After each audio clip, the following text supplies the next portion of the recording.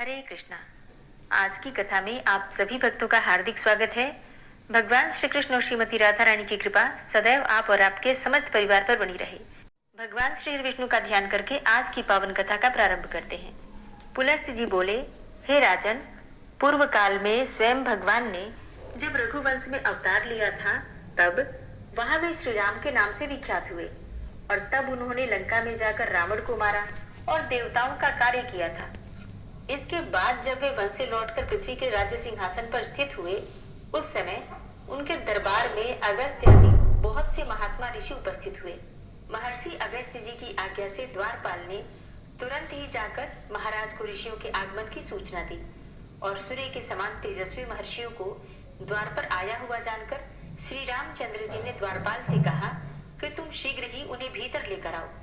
श्री राम जी की आज्ञा से द्वारपाल ने उन मुनियों को सुखपूर्वक महल के भीतर पहुंचा दिया।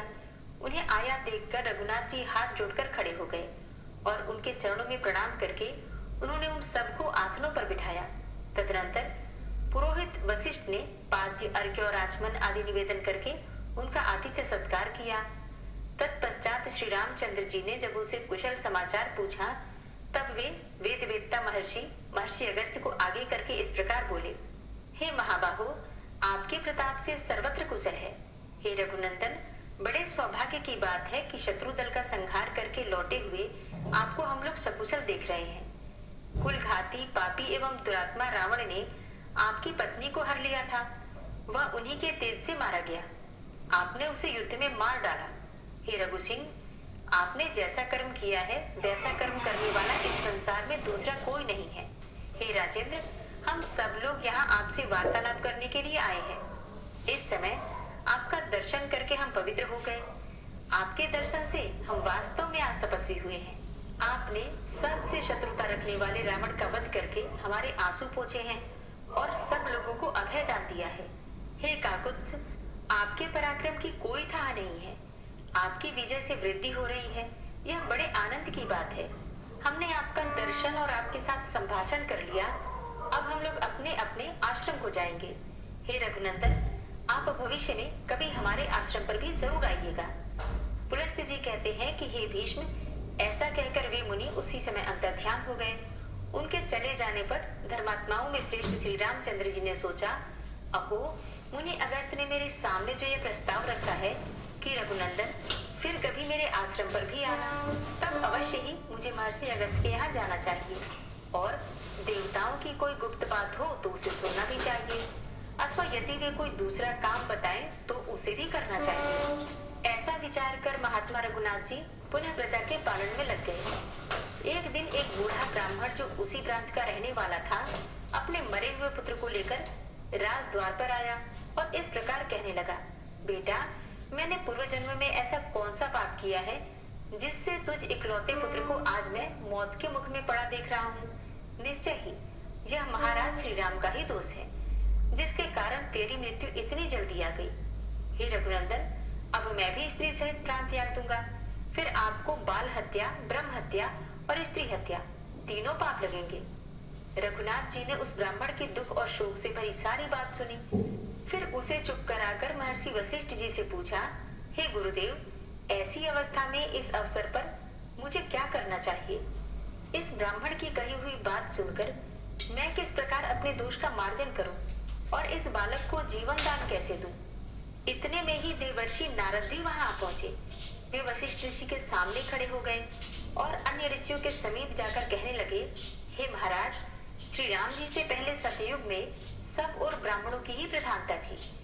कोई ब्राह्मणेतर पुरुष तपस्वी नहीं होता था। उस समय सभी अकाल मृत्यु से रहित और चिरजीवी होते थे। फिर त्रेता युग आने पर ब्राह्मण और क्षत्रिय दोनों की प्रधानता हो जाती है। दोनों ही तप में प्रवृत्त होते हैं। द्वापर में वैश्यों में भी तपस्या का प्रचार हो जाता है। यह तीनों युगों के धर्म की विशेषता है। इन तीनों युगों में शूद्र जाति का मनुष्य तपस्या नहीं कर सकता। केवल कलयुग में ही शूद्र जाति को भी तपस्या करने का अधिकार होगा।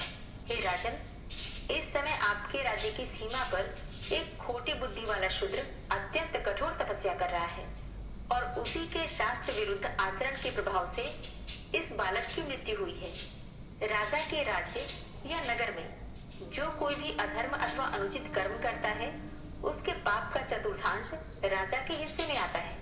अतः हे पुरुष श्रेष्ठ, आप अपने राज्य में घूमिए और जहाँ कहीं भी पाप होता दिखाई दे उसे रोकने का प्रयत्न करिए।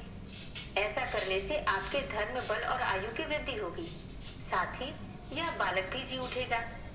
नारद जी के इस कथन पर श्री रघुनाथ जी को बड़ा आश्चर्य हुआ।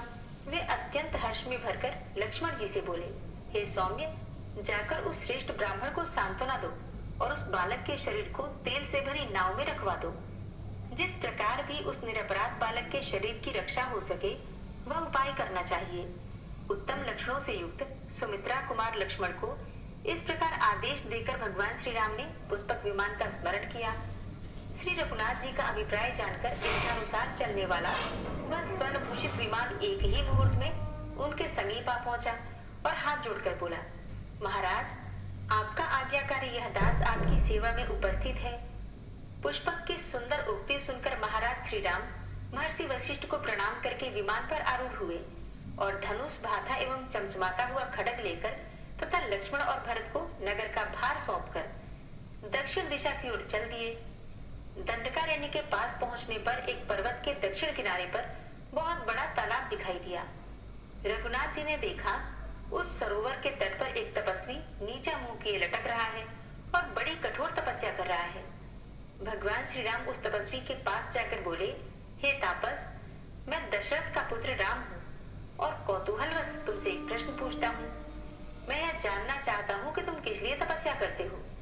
ठीक ठीक बताओ, तुम ब्राह्मण हो या दुर्जय क्षत्रिय, तीसरे वर्ण में उत्पन्न वैश्य हो या शूद्र। तपस्या सत्य स्वरूप और नित्य है और उसका उद्देश्य है स्वर्ग आदि उत्तम लोकों की प्राप्ति। तप सात्विक, राजस और तामस 3 प्रकार का होता है।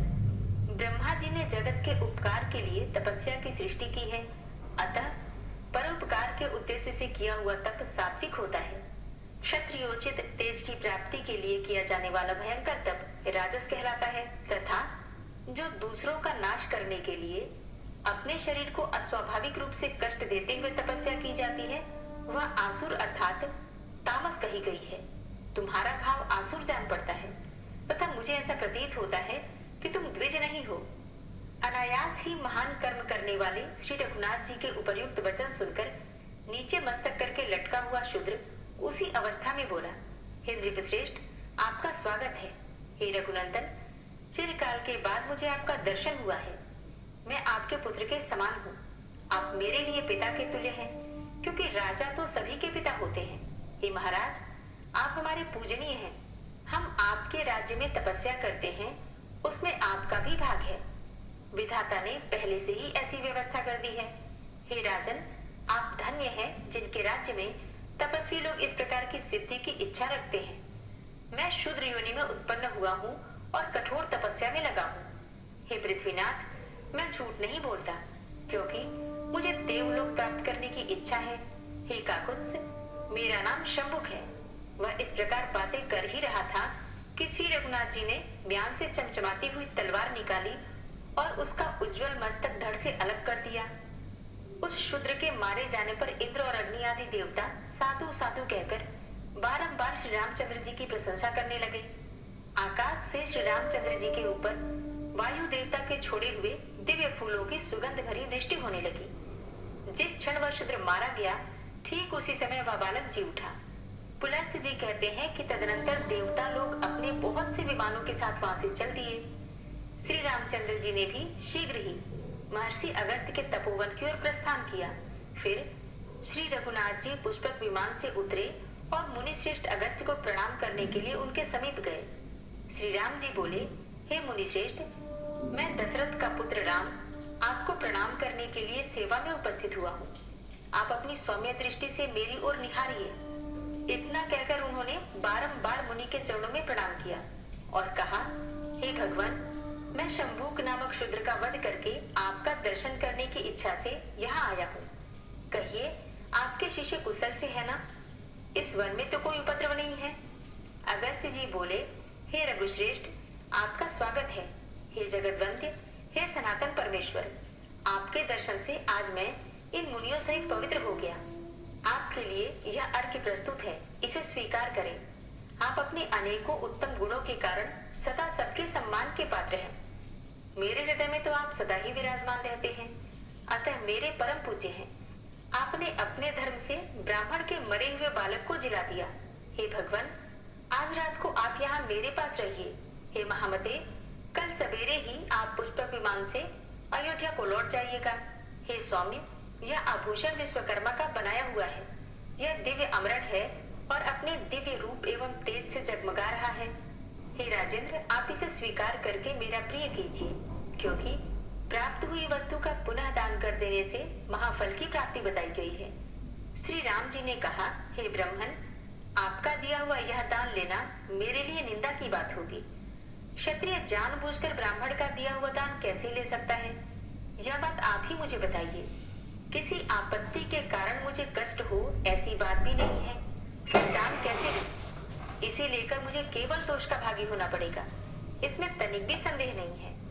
तब अगस्त्य जी बोले, हे श्री राम, प्राचीन सत्ययुग में जब अधिकांश मनुष्य ब्राह्मण ही थे तथा समस्त प्रजा राजा से हीन थी, तब एक दिन सारी प्रजा पुराण पुरुष ब्रह्मा जी के पास राजा प्राप्त करने की इच्छा से गई और कहने लगी, हे लोकेश्वर, जैसे देवताओं के राजा देवाधिदेव इंद्र हैं, उसी प्रकार हमारे कल्याण के लिए भी इस समय एक राजा नियत कीजिए, जिसे कि पूजा और भेंट देकर सब लोग पृथ्वी का उपभोग कर सके।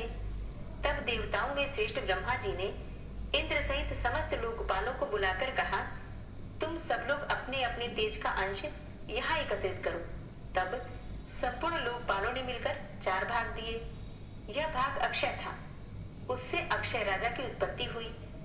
लोकपालों के उस अंश को ब्रह्मा जी ने मनुष्यों के लिए एकत्रित किया। उसी से राजा का प्रादुर्भाव हुआ, जो प्रजाओं के हित साधन में कुशल होता है। इंद्र के भाग से राजा सब पर हुकूमत चलाता है। वरुण के अंश से समस्त देहधारियों का पालन करता है। कुबेर के अंश से वह याचकों को धन देता है तथा राजा में जो यमराज का अंश है, उसके द्वारा वह प्रजा को दंड देता है। हे रघुश्रेष्ठ, उसी के भाग से आप भी मनुष्यों के राजा हुए हैं। इसलिए हे प्रभु, मेरा उद्धार करने के लिए यह आभूषण ग्रहण कीजिए। पुलस्त जी कहते हैं कि हे राजन, तब श्री रघुनाथ जी ने महात्मा अगस्त्य के हाथ से वह दिव्य आभूषण ले लिया, जो बहुत ही विचित्र था और सूर्य की तरह चमक रहा था। उसे लेकर वे निहारते रहे, फिर बारंबार विचार करने लगे कि ऐसे रत्न तो मैंने विभीषण की लंका में भी नहीं देखे थे।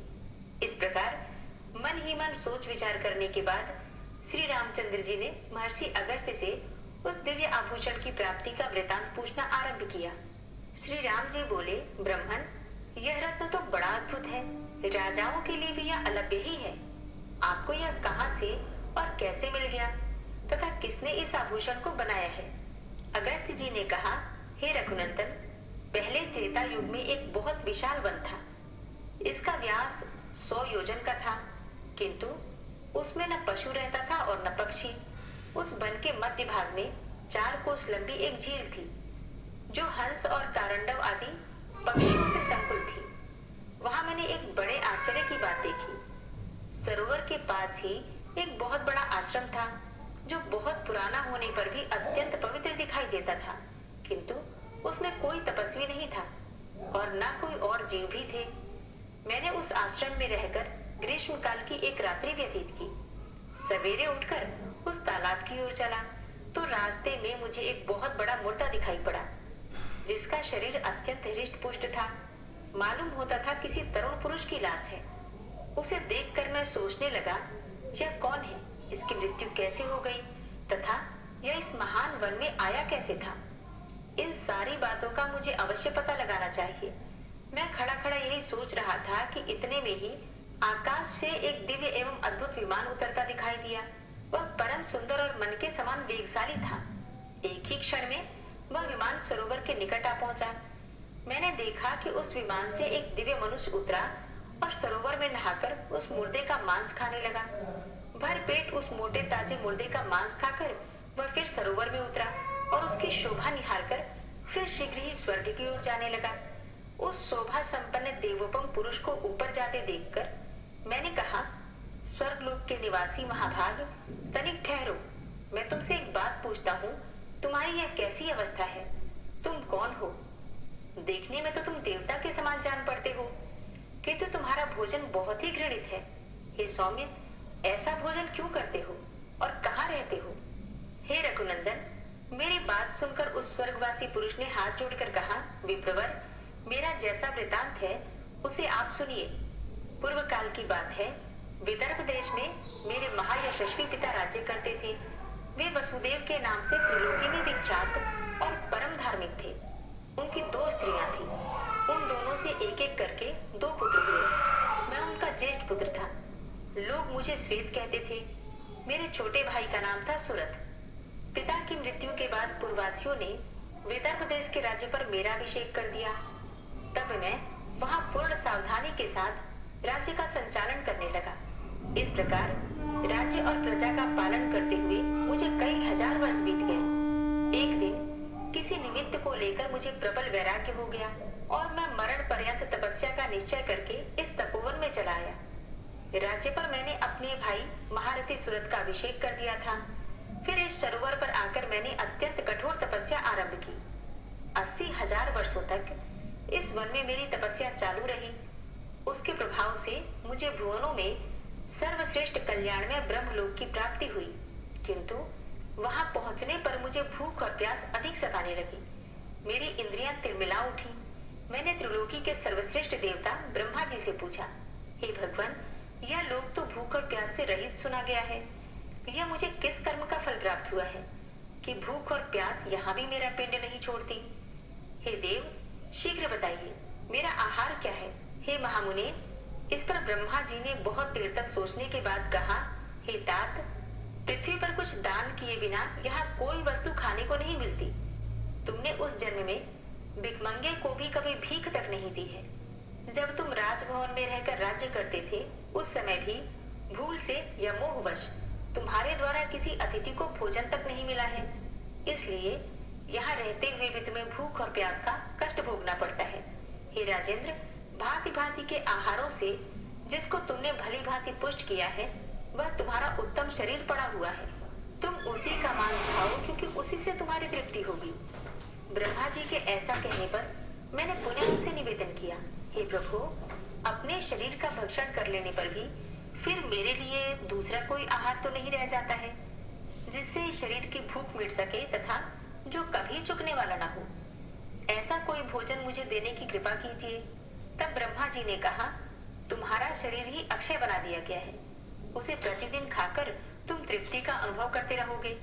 इस प्रकार अपने ही शरीर का मांस खाते जब तुम्हें 100 वर्ष पूरे हो जाएंगे, उस समय तुम्हारे विशाल एवं दुर्गम तपोवन में महर्षि अगस्त्य पधारेंगे और उनके आने पर तुम संकट से छूट जाओगे।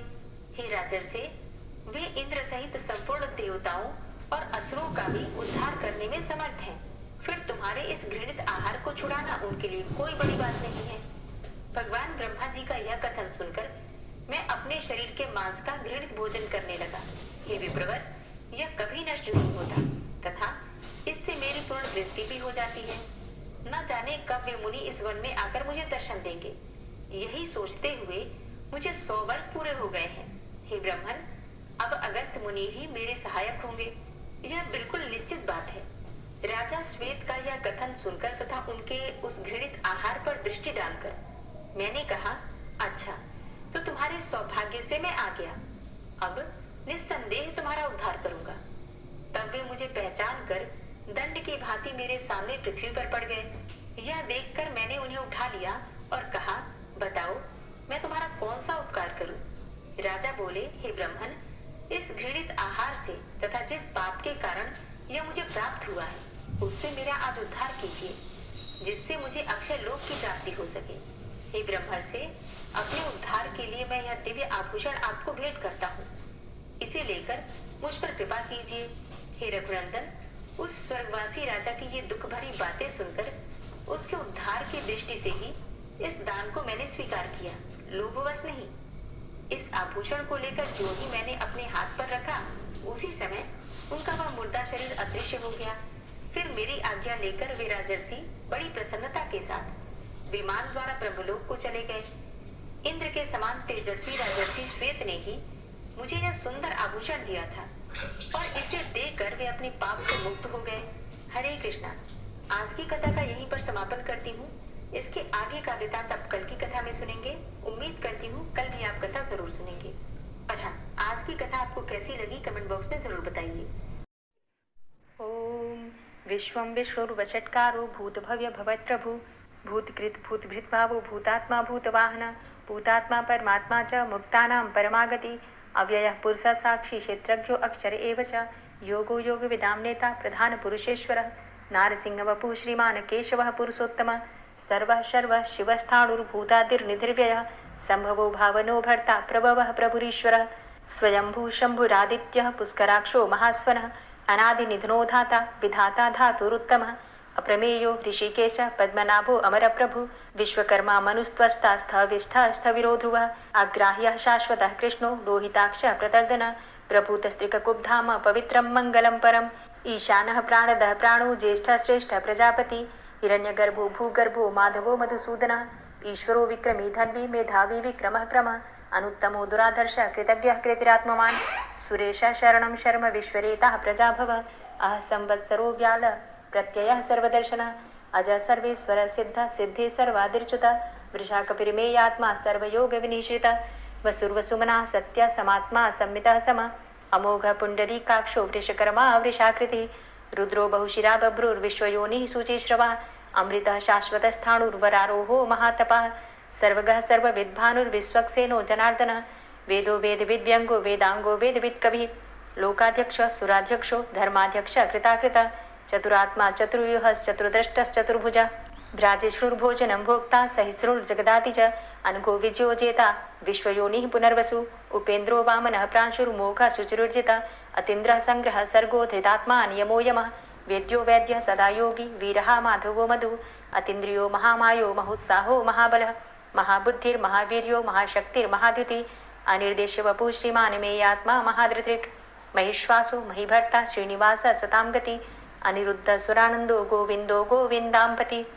मरीचिर्दमनो हंस सुपर्णो भुजगोत्तम हिरण्यनाभ सुतपा पद्मनाभ प्रजापति अमृत्यु सर्वदिक्सिंह संधाता संधिमान स्थिर अजो दूर्मर्षण शास्ता विश्रुतात्मा सुरारिहा गुरुर्गुर्तमो धाम सत्य सत्य पराक्रम निमिषो अनिमिषो श्रग्वी वाचस्पति रुदारधि अग्रणिर्ग्रामणी श्रीमान् न्यायो नेता समीरण सहस्रमूर्धा विश्वात्मा सहस्राक्ष सहस्रपात आवर्तनो निवृत्तात्मा संवृतः संप्रमर्दन अह संवर्तको वह निर्निलोधरणीधर सुप्रसादः प्रसन्नात्मा विश्वदृग् विशुभुग् विभु सत्कर्ता सत्कृतः साधु जहनुर्नारायणो नरः असंख्येयो अप्रमेयात्मा विशिष्ट शिष्टकृच्छुवि सिद्धार्थ सिद्ध संकल्प सिद्धिदः सिद्धि साधनः वृषाहि वृषभो विष्णुर्विष्पर्वा वृषोदरः वर्धनो वर्धमानश्च विविक्तः श्रुतिसागरः सुभुजो दूर्धरो वाग्मी महेन्द्रो वसुदो वसु नैकरूपो बृहद्रूप शिपिविष्टः प्रकाशनः ओजस्तेजो द्युतिधर प्रकाशात्मा प्रतापनः रिद्धस्पष्टाक्षरो मन्त्रश्चन्द्रांशुर्भास्करद्युतिः अमृतांशुद्भवो भानु शशबिन्दुः सुरेश्वरः औषधं जगतः सेतु सत्यधर्म पराक्रमः भूतभव्य भवन्नाथ पवनः पावनो नलः कामः कामकृत्कान्तः कामः कामप्रदः प्रभु युगाधिकृत युगावर्तो नैकमायो महाशनः अदृश्यो अव्यक्तरूपश्च सहस्रजित् अनन्तजित् इष्टो अविशिष्ट शिष्टेष्ट शिखण्डी नहुसो वृष क्रोधः क्रोधकृत्कर्ता विश्वबाहुर्महीधरः अच्युतः प्रतितः प्राणः प्राणदो वासवानुजः अपां निधिर्धिष्ठानं प्रमत्तः प्रतिष्ठितः स्कन्दः स्कन्दधरो धूर्यो वरदो वायुवाहनः वासुदेवो बृहद्भानुरादिदेवः पुरन्दरः अशोकस्तारणस्तारः शूरः सौरिर्जनेश्वरः अनुकूलः शतावर्त पद्मी पद्मनिभेक्षणः पद्मनाभो अरविन्दाक्ष पद्मगर्भ शरीरभृत् महर्धिरिद्धो वृद्धात्मा महाक्षो गरुडाध्वजः अतुलः शर्भो भीमो समयज्ञो हविर्हरि सर्वलक्षणलक्षण्यो लक्ष्मीवान् समितिञ्जयः वीक्षरो रोहितो मार्गो हेतुर्दामोदरः सः महीधरो महाभागो वेगवान् मिताशनः उद्भवः शोभणो देवः श्रीगर्भः परमेश्वरः करणं कारणं कर्ता विकर्ता गहनो गुहः व्यवसायो व्यवस्थान संस्थान स्थानदो ध्रुवः परर्थी परमस्पस्तुष्ट पुष्ट सुभेक्षणः रामो विरामो विरजो मार्गो नेयो नयोनयः वीर शक्तिमतां श्रेष्ठो धर्मो धर्मविदुत्तमः वैकुण्ठः पुरुषः प्राणः प्राणदः प्रणवः पृथु हिरण्यगर्भः शत्रुघ्नो व्याप्तो वायुरुधोक्षजः ऋतुः सुदर्शनः कालः परमेष्ठी परिग्रहः उग्रः संवत्सरो दक्षो विश्रामो विश्वदक्षिणः विस्तारः स्थावरस्थाणु प्रमाणं बीजमव्ययम् अर्थो अनर्थो महाकोशो महाभोगो महाधनः अनिर्विण्ण स्थविष्टोभू धर्मयुपो महामख नक्षत्रनेमिर नक्षत्री क्षमा चाम समीहन यज्ञ इज्जो महिज्यश्च क्रतु सत्रम सताम गति सर्वदर्शी विमुक्तात्मा सर्वज्ञो ज्ञानमुत्तमं सुव्रतः सुमुखः सुष्मा सुघोषः सुखदः सुहृता मनोहरो जित्क्रोधो वीरबाहुर्विदारणः स्वापनः स्ववसो व्यापी नैकात्मानैककर्मकृत् वत्सरो वत्सलो वत्सी रत्नगर्भो धनेश्वरः धर्मगुप्त धर्मकृत धर्मी सदसक्षरमक्षरम अविज्ञाता सहस्रांसुर्विधाता कृतलक्षण गवस्थिनेमिः सत्वस्थः सिंहो भूतमहेश्वरः आदिदेवो महादेवो देवेशो देवभृद्गुरुः उत्तरो गोपतिर्गोप्ता ज्ञानगम्यः पुरातनः शरीरभूतभृद्भोक्ता कपीन्द्रो भूरि दक्षिणः सोमभो अमृतपः सोमः पुरुजित पुरुषोत्तमः विनियोजय सत्यसन्धो दाशाः सात्वतां पतिः जीवो विनयिता साक्षी मुकुन्दो अमितविक्रमः अम्भो निदृढन्तात्मा महोदधीशयोऽन्तकः अजो महारः स्वाभाव्यो जितामित्रः प्रमोदन आनन्दो नन्दनो नन्दः सत्यधर्मा त्रिविक्रमः महर्षि कपिलाचार्यः कृतज्ञो मेदिनीपतिः त्रिपदस्त्रिदशाध्यक्षो महाशृङ्गः कृतान्तकृत् महावराहो गोविन्दः सुखेणः कनकाङ्गदी गुह्यो गभीरो गहनो गुप्तश्चक्रगदाधरः फेथा स्वाङ्गो अजितः कृष्णो दृढः सङ्कर्षणोच्युतः वरुणो वारुणो वृक्षः पुष्कराक्षो महामनाः भगवान् भगानन्दी वनमाली हलायुधः आदित्यो ज्योतिरादित्यः सहिष्णुर्गतिसत्तमः सुधन्वाखण्ड परशुर्दारुणो द्रविडप्रदः दिविस्त्रिक्सरदृग्व्यासो वाचस्पतिर्योनिजः त्रिसामा सामगः साम निर्वाणं भेषजं भिषक्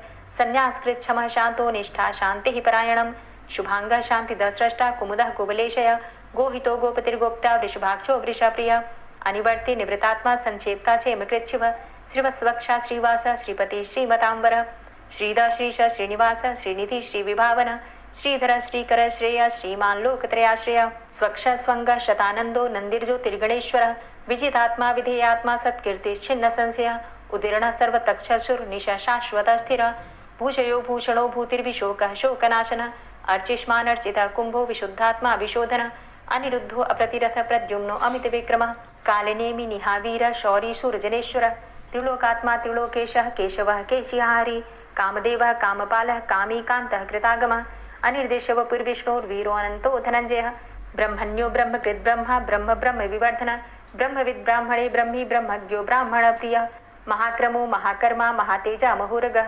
महाक्रतुर्महायज्वा महायज्ञो महाहवि स्तव्यस्तव प्रिय स्तोत्रं स्तुतिस्तोतारण प्रिय पूर्णः पुरैता पुण्य पुण्यकीर्तिर्नामयः मनोजवस्तीर्थकरो वसुरेता वसुप्रद वसुप्रदो वासुदेव वसुर्वसुमनाहवि सद्गतिः सत्कीर्तिः सत्ता सद्भूति सत्परायणः शूरसेनो यदुश्रेष्ठः सन्निवासः सुयामुनः भूतावासो वासुदेवः सर्वासु निलयोनलः दर्पः दर्पदो दृप्तो दूर्धरोधा पराजितः विश्वमूर्तिर्महामूर्तिर्दीप्तमूर्तिर्मूर्तिमान् अनेकमूर्तिरव्यक्तः शतमूर्तिः शताननः एको नैकः सवः क किं यत्तत्पदमनुत्तमं लोकबन्धुर्लोकनाथो माधवो भक्तवत्सलः सुवर्णवर्णो हेमांगो वरांगश्चन्दनांगदी वीरः विषमः शून्यो घृताशीर चलश्चलः अमानीमानदो मान्यो लोकस्वामी त्रिलोकदृक् सुमेधा मेधजो धन्यः सत्यमेधाधराधरः तेजो वृषः द्वितिधरः सर्वशस्त्रभृताम्बरः प्रग्रहो निग्रहो व्यग्रो नैकशृङ्गो गदाग्रजः चतुर्मूर्तिश्चतुर्बाहुश्चतुर्व्यूहश्चतुर्गति चतुरात्मा चतुर्भावश्चतुर्वेद विदेकपात् समावर्तो अन्वृतात्मा दुर्जयो दुरतिक्रम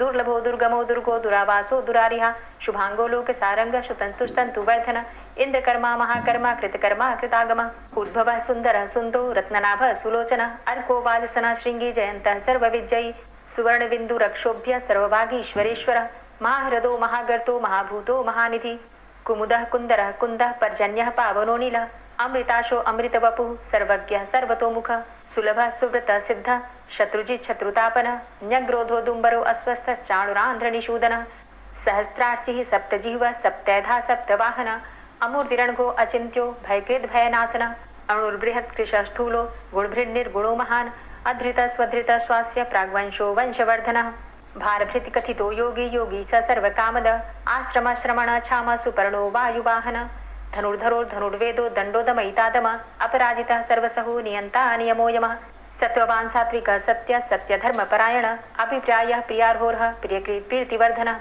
विहाय सगतिर्ज्योति सुरुचिर्हुद्भुग्विभु रविर्विलोचनः सूर्य सविता रविलोचनः अनन्तो हुद्भुग्भोक्ता सुखदो नैकजोग्रज अनिर्विण्ण सदामर्षि लोकाधिष्ठानमद्भुतः सनात सनातन्तमः कपिलः कपिरप्यय स्वस्तिदा स्वस्तिकृत् स्वस्ति स्वस्तिभुक् स्वस्ति दक्षिणः रौद्रः कुण्डली चक्रे विक्रमयुर्जितशासनः शब्दातिगः शब्दशः शिशिरः शर्वरीकरः अक्रूरः पेशलो दक्षो दक्षिणः चमिणाम्बरः विद्वतमो वित्तभय पुण्यशमन कीर्तन उत्तारणो दुष्कृतिः पुण्यो दुःस्वप्ननाशन वीरः संतो जीवनः पर्यवस्थित अनन्तरूपो अनन्तसृर्जितमन्युर्भयापः चतुरष्ट्रो गभीरात्मा विदिशो व्यादिशो दिश अनादिर्भूर्भुवो लक्ष्मी सुवीरो रुचिरांगद जननो जन्मादिर्भीमो भीम पराक्रम आधारनीलयो धाता पुष्पहासः प्रजागर ऊर्ध्वग सत्पथाचार प्राणदः प्रणवपण प्रमाणं प्राणनीलियः प्राणभृत् प्राणजीवन तत्त्वं तत्त्वविदेकात्मा जन्म मृत्यु जरातिग भूर्भुवस्वस्तरुस्तारः सविता प्रपितामह यज्ञो यज्ञपतिर्यज्वा यज्ञांगो यज्ञवाहन यज्ञभृद्यज्ञकृद्यज्ञ यज्ञभुग्यज्ञ साधन यज्ञान्तिकृद्यज्ञ गुह्यमन्यमन्नादेव च आत्मयोनिः स्वयं जातो वैखानः सामगायन देवकी नन्दन स्रष्टा क्षितिसः पापनाशन शङ्खभृन्नन्द कीचक्री शारङ्गधन्वा गदाधरः रथाङ्गपाणिरक्षोभ्य सर्वप्रहरणायुध ओम नमः इति। श्री राधा कृपा कटाक्ष स्तोत्र। मुनीन्द्र वृंद वंदिते त्रिलोक शोक हारिणी प्रसन्न वक्त्र पंकजे निकुंज भूविलासिनी व्रजेन्द्र भानुनंदिनी व्रजेन्द्र सूनु संगते कदा करिष्यसि मां कृपा कटाक्ष भाजनम् अशोक वृक्ष वल्लरी वितान मंडप स्थिते प्रवाल बाल पल्लव प्रभारुणांध्रि कोमले वराभय स्फुरत्करे प्रभूत संपदालये कदा करिष्यसि मां कृपा कटाक्ष भाजनम् अनंगरंग मंगलं प्रसंग भंगुरं भ्रुवां सविभ्रमं ससंभ्रमं दृगन्त बाणपातने निरन्तरं वशीकृत प्रतीत नन्दनन्दने कदा करिष्यसि मां कृपा कटाक्ष भाजनम् तडित्सुवर्ण चम्पक प्रदीप्त गौर विग्रहे मुख प्रभा परास्त कोटि शारदेन्दुमण्डले विचित्र चित्र संचर चकोर शावलोचने कदा करिष्यसि मां कृपा कटाक्ष भाजनम् मदोन्मदादि यौवने प्रमोदमान मंडिते प्रियानुराग रंजिते कला विलास पंडिते अनन्य धन्य कुंज राज्य काम केलि कोविदे कदा करिष्यसि मां कृपा कटाक्ष भाजनम् अशेष हाव भाव धीर हीर हार भूषिते प्रभूत शात कुंभ कुंभ कुंभि कुंभ सुस्तनि प्रशस्त मंद हास्य चूर्ण पूर्ण सौख्य सागरे कदा करिष्यसि मां कृपा कटाक्ष भाजनम् मृणाल वाल वल्लरी तरंग रंग दौर्लते लताग्रलास्य लोल नील लोचनावलोकने ललल्लुलन् मिलन् मनोज्ञ मुग्ध मोहिनाश्रिते कदा करिष्यसि मां कृपा कटाक्ष भाजनम् सुवर्ण मल्लिकांचित त्रिरेख कंबुकंठगे त्रिसूत्र मंगली गुण त्रिरत्न दीप्ति दीधिते सलोल नील कुंतल प्रसून गुच्छ गुंफिते कदा करिष्यसि मां कृपा कटाक्ष भाजनम् नितंब बिंबलंब मान पुष्प मेखला गुणे प्रशस्त रत्न किंकिणी कलाप मध्य मंजुले करीन्द्र शुंड दंडिकावरोह शोभ गोरुके कदा करिष्यसि मां कृपा कटाक्ष भाजनम् अनेक मंत्रनाद मंजुनूपुरारवस्खलत् समाज राजहंस वंश निक्वणाति गौरवे विलोल हेम वल्लरी विडम्बि चारु चंक्रमे कदा करिष्यसि मां कृपा कटाक्ष भाजनम् अनंत कोटि विष्णुलोक नम्र पद्मजार्चिते हिमाद्रिजा पुलोमजा विरिंचिजा वरप्रदे अपार सिद्धि रिद्धि दिग्ध सत्पदांगुली नखे कदा करिष्यसि मां कृपा कटाक्ष भाजनम् मखेश्वरी क्रियेश्वरी स्वधेश्वरी सुरेश्वरी त्रिवेद भारतीश्वरी प्रमाण शासनेश्वरी रमेश्वरी क्षमेश्वरी प्रमोद काननेश्वरी ब्रजेश्वरी व्रजाधिपे श्रीराधिके नमोस्तुते इतीममद्भुतं स्तवं निशम्य भानुनन्दिनी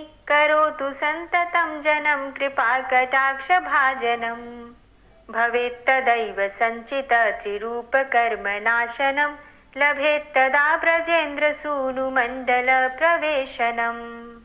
जय जय श्री राधे, जय जय श्री राधे। दोस्तों, उम्मीद करती हूँ आज की कथा आपको ज़रूर पसंद आई होगी।